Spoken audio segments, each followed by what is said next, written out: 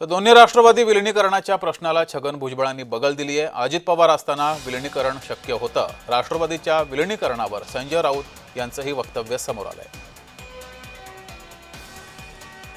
एकंदर पाहायला गेलं तर विलिनीकरण होणारच होतं असं सुद्धा अनेक लोक म्हणतात। पण या सगळ्या गोष्टींनुसार एक खंड पडला या गोष्टीला, असं तुम्हाला वाटतं का? या शपथविधीने खंड पडेल की पुढे जाऊन काही वेगळं चित्र दिसेल? हे पहा, आता एकदम आमच्या दृष्टीनं ठीक आहे, पक्षाचा राष्ट्रीय अध्यक्ष आणि मग सगळ्यात महत्वाचं काय आहे, उपमुख्यमंत्री पद, जिथे सर्व शक्ती एकवटलेली आहे, पक्ष मजबूत करून पुढे नेण्याची शक्ती त्या पदामध्ये आहे, तर त्याच्यावर आमचं पूर्णपणे लक्ष आहे। त्या एकदा उपमुख्यमंत्री झाल्यानंतर त्यांच्या नेतृत्वाखाली पुढे मग बाकीचे लोक सगळे चर्चा करतील की काय करायचं आता पुढे।